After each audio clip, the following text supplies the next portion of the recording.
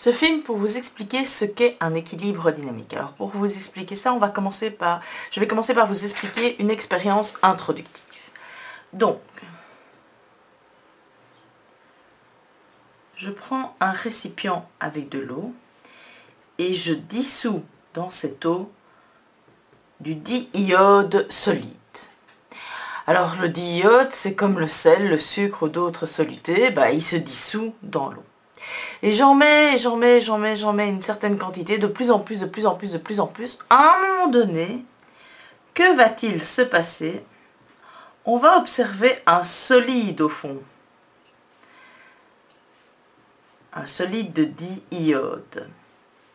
Le diiode sera dissous, il y a une partie du diiode qui sera dissous à queue, et le reste formera un dépôt en dessous. Pourquoi? Parce qu'on a atteint la saturation. Alors je prends la solution et je la filtre.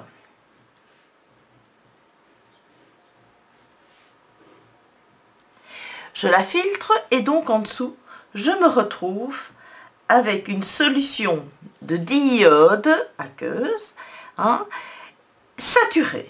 Donc ici, la solution est saturée. Alors, qu'est-ce que ça signifie, la solution est saturée? Ça veut dire que la solution ne peut plus accepter une seule molécule de diiode.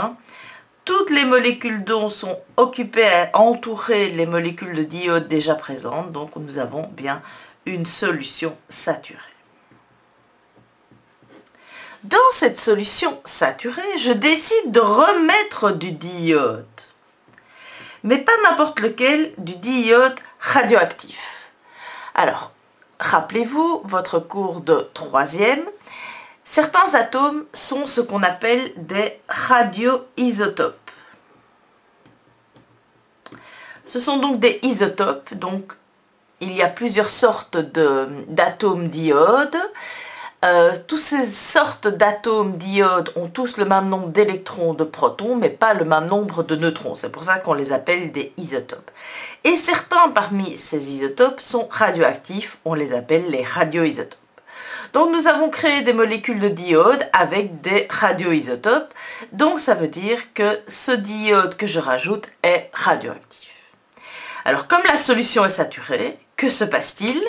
Dès que je mets le diode radioactif dans la solution saturée en diode, il va au fond, puisque l'eau n'est plus capable de dissoudre encore une seule molécule de diode. Alors la petite étoile veut dire que ce diode est radioactif. Et puis voilà, on met un bouchon, on ferme l'expérience. Alors, j'ai oublié de vous dire que la quantité de diode radioactif que j'avais placé, c'est 10 grammes. Donc, ça veut dire que le dépôt ici en dessous fait aussi 10 grammes. Donc, je bouche la solution et je la laisse reposer pendant plusieurs jours. Alors, après plusieurs jours, qu'est-ce que l'on observe ?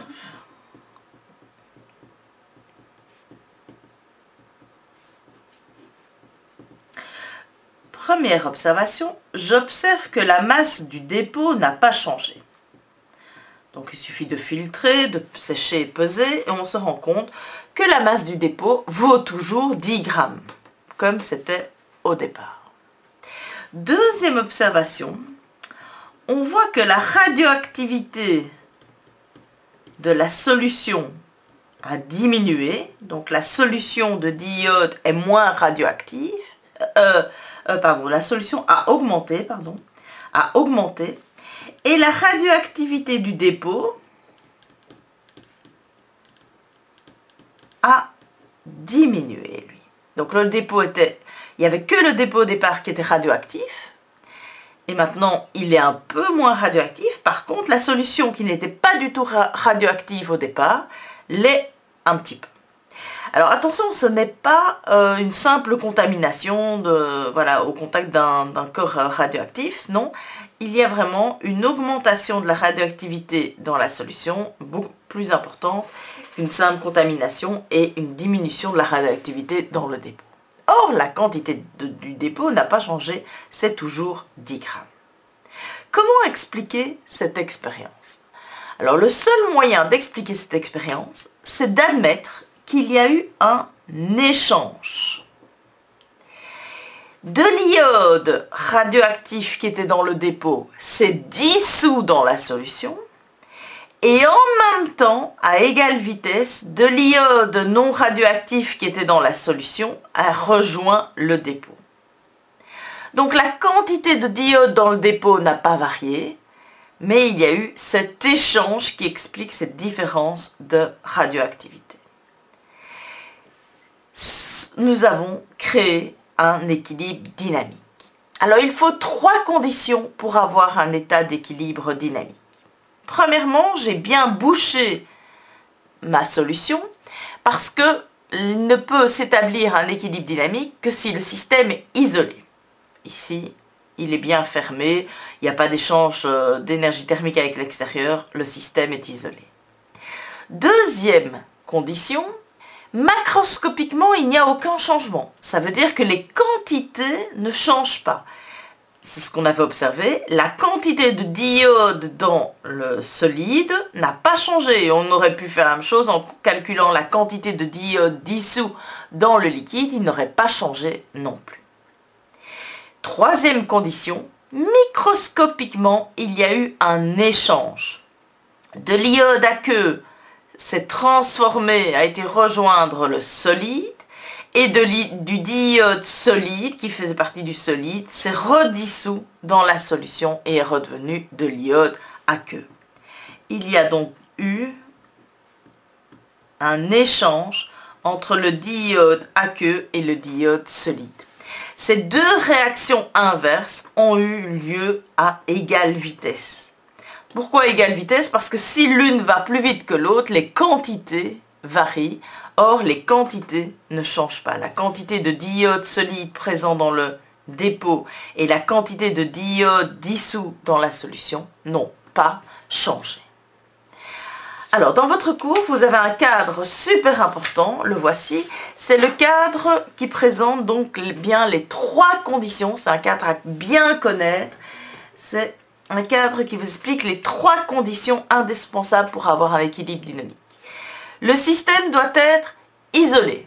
Donc, si vous faites une expérience dans un récipient où il n'y a pas de couvercle, le système n'est pas isolé, vous n'aurez jamais d'équilibre dynamique. Il faut absolument que le système soit isolé. Deuxième condition, je vous le disais, les propriétés macroscopiques du système ne changent pas. Ça veut dire quoi en clair? Ça veut dire que la quantité de réactifs et de produits ne change plus. Troisième condition, nous avons 2 réactions inverses qui se passent à égale vitesse. C'est important que ce soit la même vitesse pour que les quantités ne changent plus. Et donc, nous avons bien 2 réactions inverses. Les réactifs se transforment en produits et en même temps, à égale vitesse, les produits se transforment en réactifs. Alors, si nous avons 2 réactions inverses qui ont lieu, vous voyez bien que nous aurons un équilibre dynamique dans quel type de réaction? Dans des réactions qui peuvent se passer dans les 2 sens, autrement dit, dans les réactions incomplètes. Alors, je vais voir avec vous 3 exemples d'équilibre dynamique. 3 exemples de votre vie de tous les jours. Le premier, on l'a vu, dès qu'on a une solution saturée qui présente un dépôt,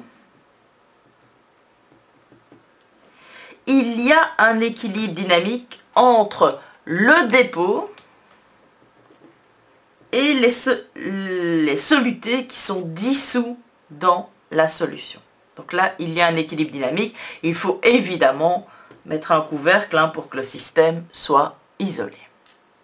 Deuxième exemple, c'est une boisson pétillante.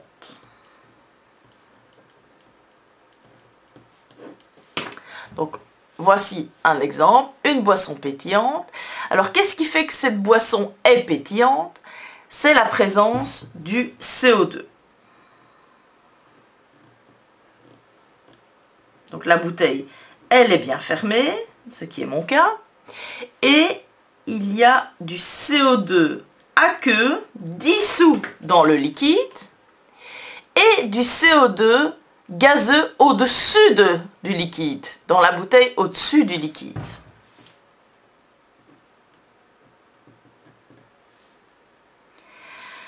Comme la bouteille est fermée, les quantités ne varient pas. Je ne vois pas ma bouteille, tout à coup, ne commence pas à gonfler ici au-dessus du liquide parce qu'il y a tout à coup beaucoup trop de gaz. Ou elle ne commence pas à se creuser parce qu'il y a de moins en moins de gaz. Non, les quantités ne varient pas. Mais si j'arrivais à vous rétrécir et vous amener là où... je vous rétrécis, vous avez la taille d'une molécule et je vous amène au niveau de l'eau, eh bien vous verrez un échange du CO2 aqueux se transforme en CO2 gazeux et en même temps à égale vitesse du CO2 gazeux se redissout dans le liquide. Alors si certains parmi vous ne me croient pas sur le fait qu'il y a bien du CO2 gazeux dans une bouteille, quand vous ouvrez la bouteille, ce CO2 gazeux s'en va et vous en trouvez, preuve que le gaz est parti. Alors, si vous refermez le bouchon, il n'y aura pas tout de suite un équilibre dynamique. Il faut le temps qu'on refabrique, qu'il y ait du CO2 qui est dans la boisson gazeuse, qui se transforme en CO2 gazeux. Hein. Donc, le CO2 qui est dissous dans l'eau doit se transformer en CO2 gazeux. Et puis, après un certain temps, on observera de nouveau cet équilibre dynamique. Alors, par exemple, une boisson d'eau plate, nous avons le même phénomène. Troisième exemple d'équilibre dynamique, nous avons le même phénomène au-dessus de tout liquide plat, hein, donc pas pétillant. Donc,